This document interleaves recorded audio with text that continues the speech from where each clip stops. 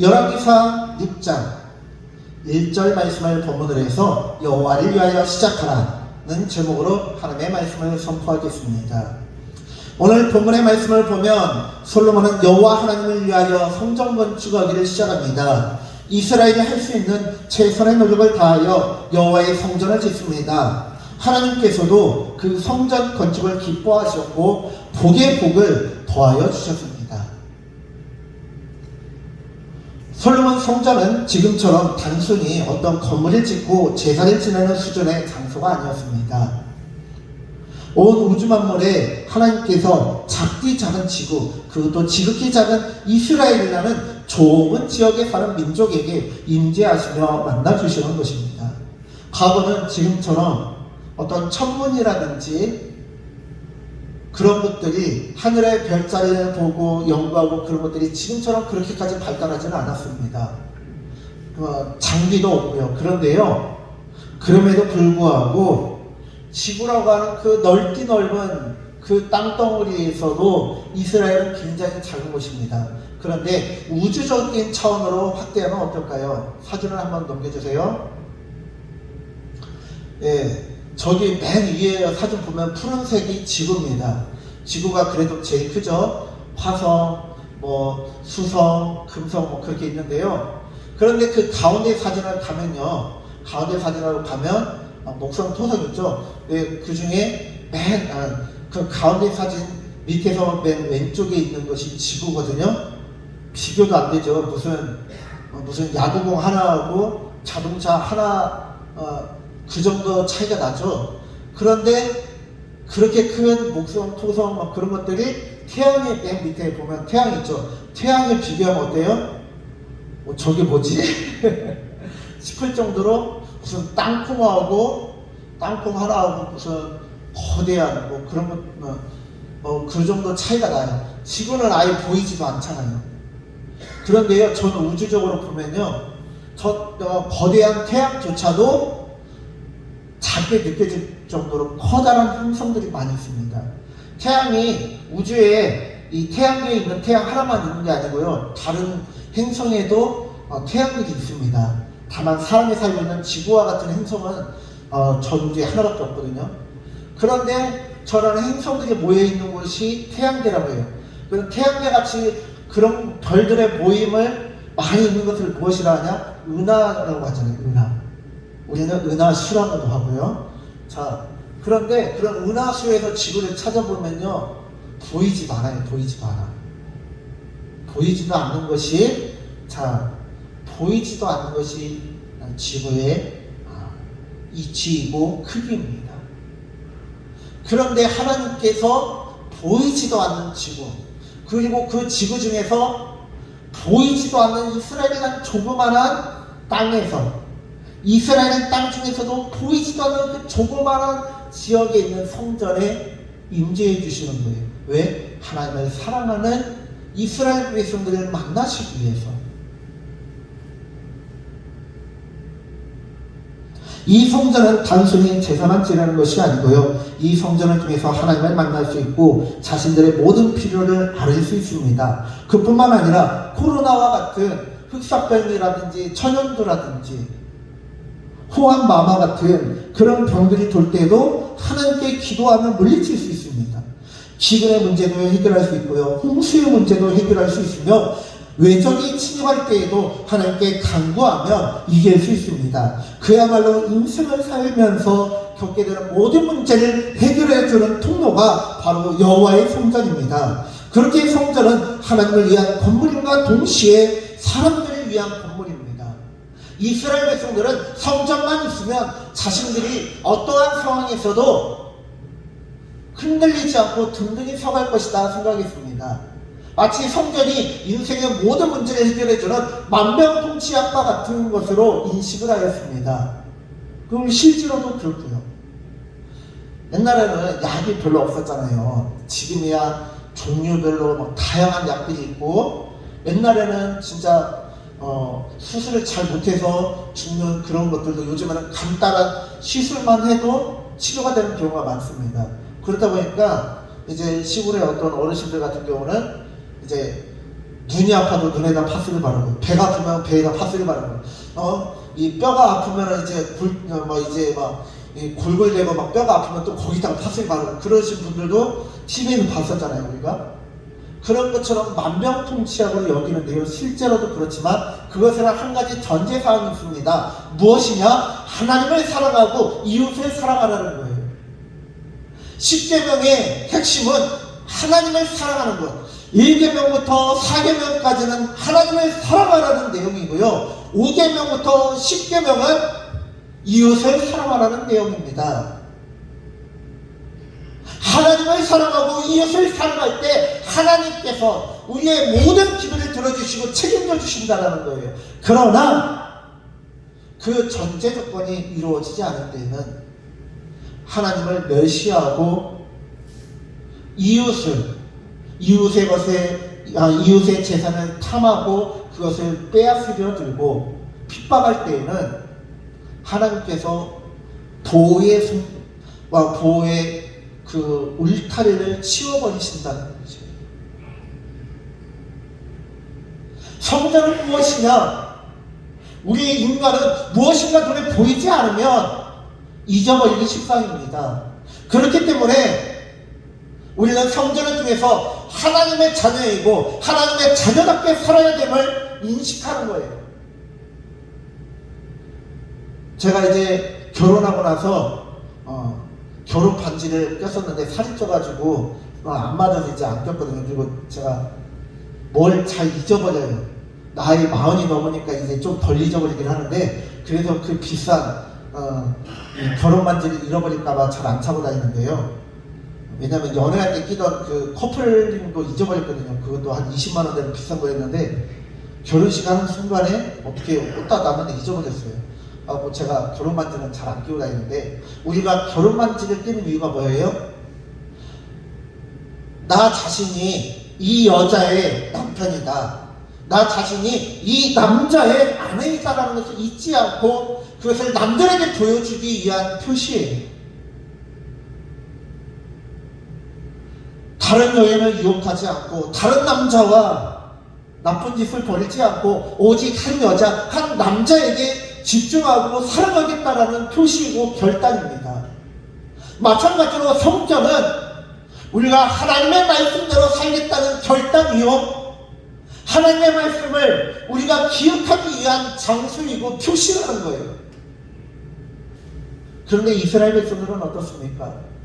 버젓이 하나님의 성전이 있고 그 성전에서 제사를 지내는 하나님의 백성임에도 불구하고 율법을 어깁니다. 같은 민족은 노예로 삼지 말고 종으로 삼지 말라는 명령을 어기고 이웃의 토지를, 가진 방법을 통해서 이웃의 토지를 빼앗고 재산을 빼앗고 심지어는 그 몸까지, 인생까지 저당 잡아서 자신의 집의 할부로 삼았습니다.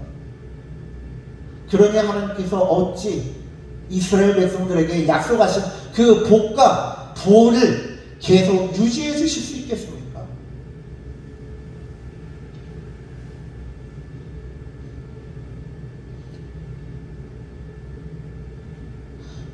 성전은 그렇게 하나님을 위한 건물임과 동시에 사람들을 위한 건물인데요, 안타깝게도 건물로서의 성전은 사람들의 믿음이 흔들리지 않게 붙잡아 주지 못했고 신앙의 변질을 막지 못하였습니다. 왜냐하면 건물의 성전이 중요한 것이 아니라 한 사람 한 사람 심령이 중요하고, 한 사람 한 사람이 자신의 심령의 성전을 건축하고 거룩하게 지켜나가는 것이 더 중요하기 때문에 그렇습니다. 쉽게 설명을 드리겠습니다. 지난 수요일 우리는 앞으로 대한민국의 운영을 책임질 대통령을 뽑았습니다. 어떤 이들은 자신이 지지하던 후보가 당선이 되었다면 기뻐합니다. 어떤 이들은 자신이 지지하던 후보가 낙선되었다면서 앞으로 대한민국이 어떻게 되려고 이런 일이 발생하는지 모르겠다며 탄식을 합니다. 환희와 탄식이 교차하는 순간이었습니다. 그런데 여러분들에게 질문을 드리겠습니다.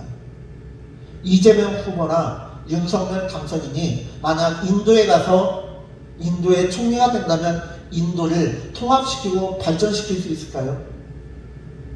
불가능합니다. 거의 불가능해요. 인도 사람들을 무시하는 것이 아니고요. 인도의 상황이 너무 복잡하고 인도는 공용어만 16개가 넘어요. 민족도 다르고 문화도 다르고 간습도 다르고 종교관도 다릅니다. 지역마다의 상황이 다 달라요. 지금 우크라이나와 러시아가 전쟁 중인데요. 많은 사람들은 이 전쟁이 시발점이 되어서 세계 3차 대전이 벌어질까 걱정하고 있습니다. 이 전쟁의 발생 이유에 대해서 어떤 이들은 세계 2차 대전이 끝나고 히틀러의 나치와 전쟁을 하고 이긴 다음에 소련의 스탈린, 영국의 처칠 수상, 미국의 루스벨트 대통령이 회담을 하고 구두상으로 약속을 해요. 우리가 동독을 기준으로 이 우크라이나라든지 벨라루스라든지 거기에 더 이상 나토에 가입시키지 않겠다. 구두로 약속해요. 근데 그것이 깨졌기 때문에 러시아가 공격하는 것이다라고 해요. 그것도 맞고 명분이에요. 그런데 또 한편으로는 러시아에게는 우크라이나가 반드시 필요하거든요. 대한민국으로 치면 유럽의 우크라이나는 대한민국의 김제 호남평야와 같은 곳이에요. 자원도 많아요. 우크라이나는 흑해와 접해있기 때문에 부동항, 즉 얼지 않는 항구가 없는 러시아에게 반드시 필요한 것입니다. 비록 동쪽에 블라디보스토크가 있긴 하지만 모스크바하고 거의 지구 반대편에 있는 곳이 블라디보스토크이잖아요. 그렇기 때문에 모스크바와 가까운 우크라이나는 흑해와 연결되어 있고 그 흑해는 지중해와 연결되어 있고 지중해를 통해서 대서양으로 나갈 수 있습니다. 그렇기 때문에 러시아가 반드시 정복하고 필요한 땅이 우크라이나예요. 푸틴의 욕심 때문에 벌어졌다라고 욕하는 사람도 있습니다. 여러 가지 이유들이 있겠죠. 그런데요, 우크라이나는 세계적으로 군사력이 26인가 28인가 그렇게 된대요. 러시아는 몇 위예요? 2위예요. 우리 바로 옆에 있는 중국보다 군사력은 한 수위로 치는 것이 러시아입니다. 그런데 세계 군사력 2위의 러시아가 많은 사람들이 개전 초기에, 즉 전쟁이 발발하고 한 일주일이나 2주일이면 우크라이나 수도까지 점령될 것이다 라고 예상했는데 지금 어때요? 거의 한 달을 다 돼도 점령을 못합니다. 왜요? 우크라이나 사람들이 목숨을 걸고 나라를 지키고 애국하기 위하여, 사랑하는 나라를 지키기 위하여 자원 입대하고 해외에 나가 있는 5만 명 이상의 우크라이나 국민들이 귀국해서 군인으로 자원 입대합니다. 자신의 한 목숨을 내놓고 나라의 독립과 나라의 자주국방을 지키기 위해서 전쟁을 벌이고 있습니다.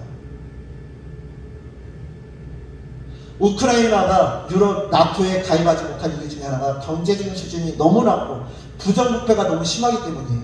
그러나 국민들의 수준이 나라를 사랑하기 때문에 그 나라를 지키고 다른 나라의 침입으로부터 자신의 나라를 지켜나가고 있는 것입니다. 국민들의 수준이 높기 때문에 나라를 지켜나갈 수 있는 거예요. 대통령 한 사람 때문에 나라가 망하고 발전하는 것이 아닙니다. 물론 훌륭한 대통령이라면 나라의 발전을 촉진시킬 수 있습니다. 나쁜 대통령, 무능한 대통령, 부패한 대통령이라면 경제적인 태보의 촉진자가 될 수 있을 것입니다.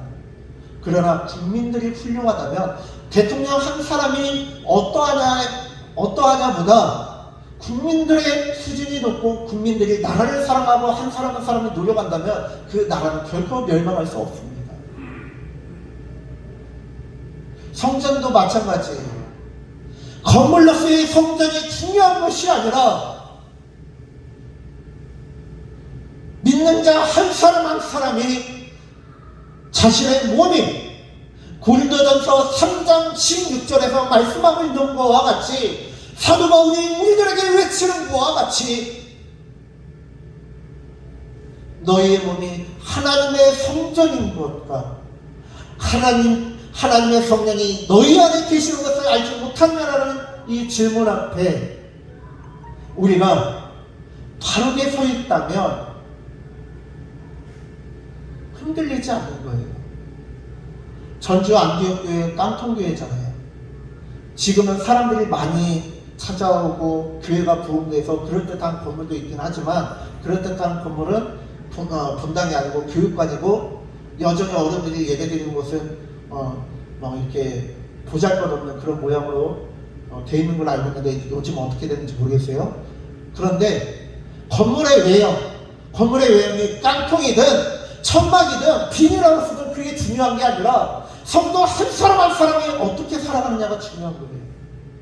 30년 40년 전에 목사님들은요 허허 벌판에다가 그냥 천막 하나 쳐놓고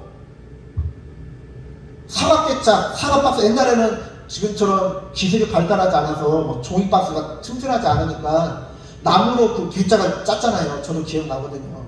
내가 어떻게 그걸 기억하지? 저는 저번에 네.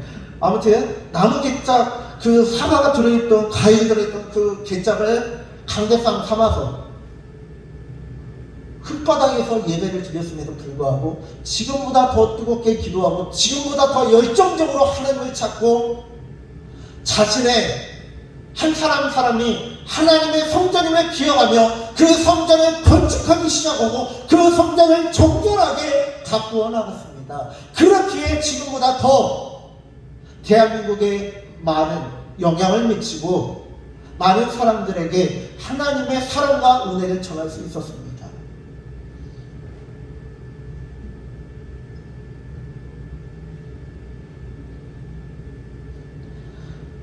고린도전서 3장 17절의 말씀을 보니까 누구든지 하나님의 성전을 더럽히면 하나님이 그 사람을 멸하십니다. 멸한다는 건 뭐예요? 소멸한다는 뜻입니다. 없앤다는 뜻입니다. 하나님의 성전은 거룩하니 너희도 그러하니라.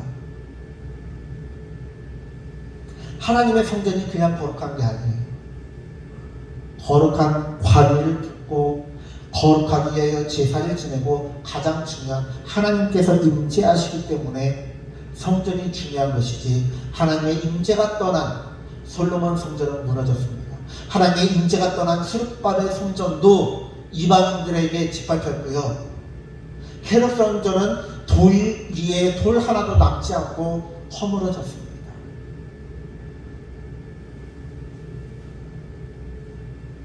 그러나 하나님께서 임재하시다라면 그 성전은 지극히 거룩하고 하나님의 뜻이 이루어지는 공간이어야 합니다. 중요한 것은 건물이 아니라 우리의 심령입니다. 한 사람 한 사람의 결단입니다. 여당이건 야당이건 대한민국의 정치가 시작된 이후로 수십 번이나 당의 이름을 바꾸면서 새롭게 혁신하고 새롭게 시작하겠다라고 국민들의 종이 되겠다라고 말을 했지만 그놈이잖아요. 목사님들끼리 만나서 정치 얘기를 가끔씩 하면요, 보수를 지지하는 목사님, 진보를 지지하는 목사님, 저처럼 중도가 된 목사 다양하거든요. 근데 결론은 뭐냐? 그놈이요. 그 밥에 그 나무리고 도토리 기재기고 이재명이 된다고 나라가 발전하겠으며 윤석열이 된다고 나라가 발전하겠냐. 국민 한 사람 한 사람이 훌륭해야 된다는 거예요.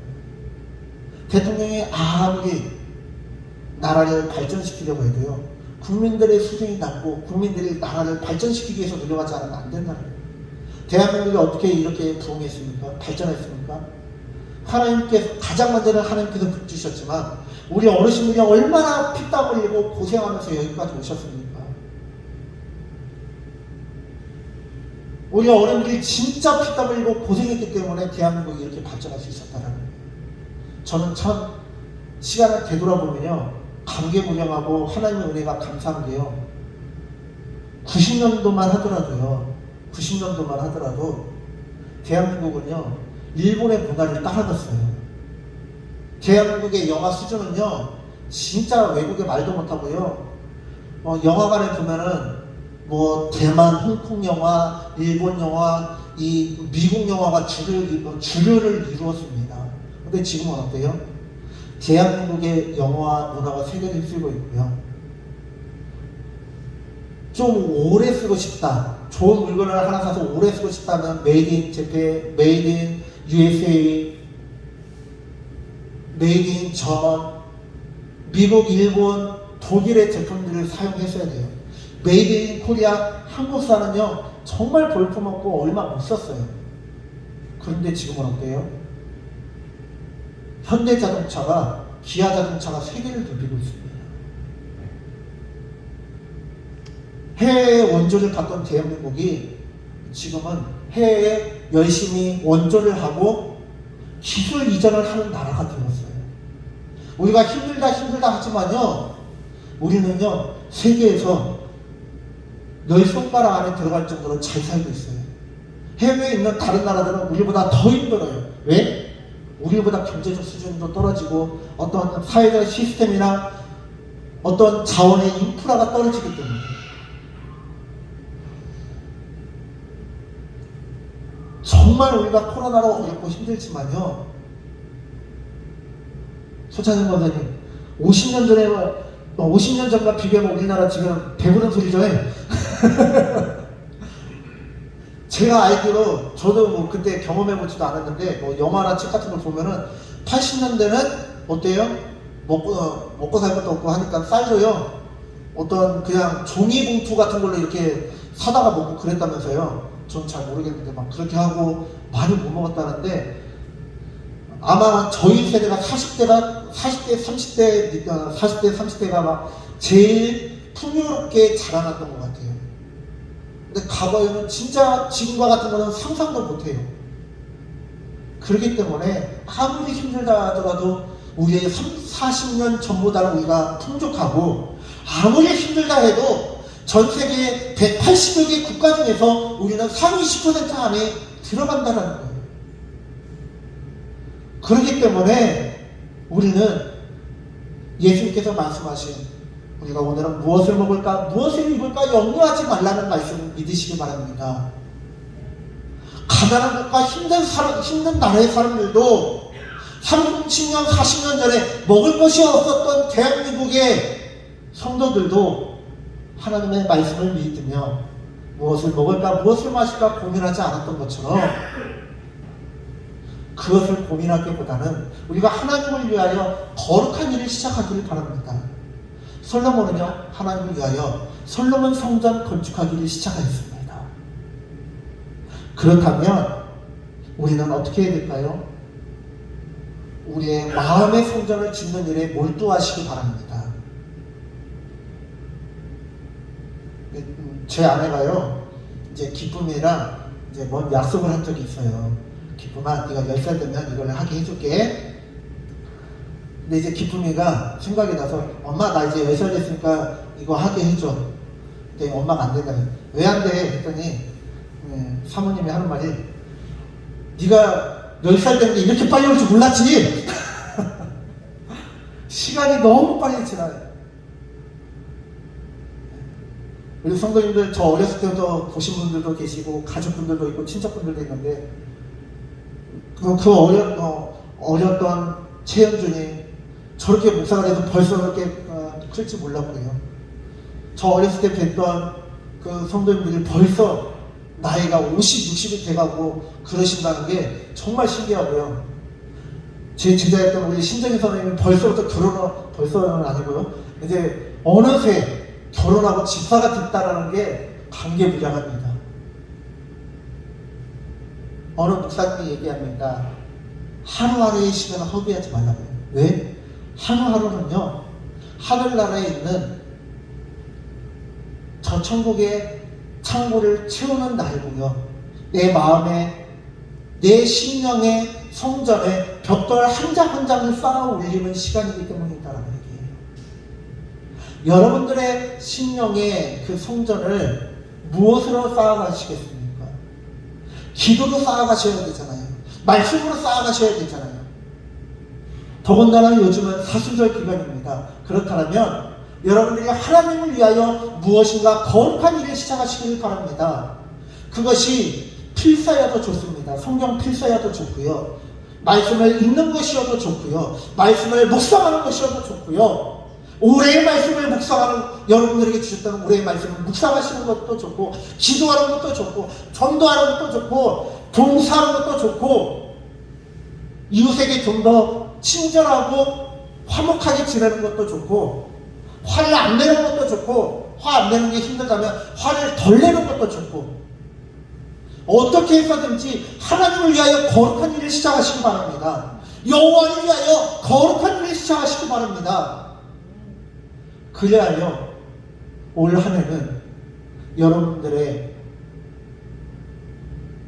성전이 더 아름다워지기를 바랍니다. 더 견고해지기를 바랍니다. 하나님의 성전인 우리의 심령에 기뻐하며 먹을 수 있는 공간이 되어지길 바랍니다. 하나님이 우리의 심령을 마치 하나님의 집인 것 마냥 편안히 거할 수 있는 공간, 하나님의 별장인 것처럼 즐길 수 있는 공간이 되어주시길 바랍니다. 하나님께서 우리의 심령을 바라보면서 안타까워하고 울고 짖으시는 공간이 아니라 하나님께서 기뻐하시는 공간이요, 하나님께서 편히 쉬실 수 있는 공간이요, 하나님께서 기뻐 눈물을 흘리시며 기뻐 춤을 출 수 있는 성전이 되시기를 간절히 축원합니다. 아멘. 기도하겠습니다.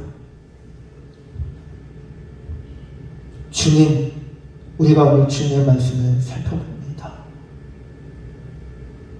솔로몬은 여호와를 위하여 아름다운 일을 시작하였습니다. 주님, 우리 또한 지금까지도 주님을 위하여 일해왔지만 다시 결단하고 더 아름다운 성전, 더 견고한 성전, 더 보배로운 성전을 세워가게 하여 주시옵소서. 세상의 재물은 빼앗길 수도 있고 세상의 성전은 무너질 수도 있지만 천국에 쌓은 보화는, 우리 심령에 쌓아가고 있는 성전은 그 누구도 빼앗아갈 수도 없고 무너뜨릴 수도 없음을 고백하오니 주님께서 온전히 받으시고 주님께서 기쁘게 거하시는 성전을 날마다 쌓아가고 여호와를 위한 일을 시작하게 하여 주시옵소서. 감사드리며 예수님의 이름으로 기도드립니다. 아멘.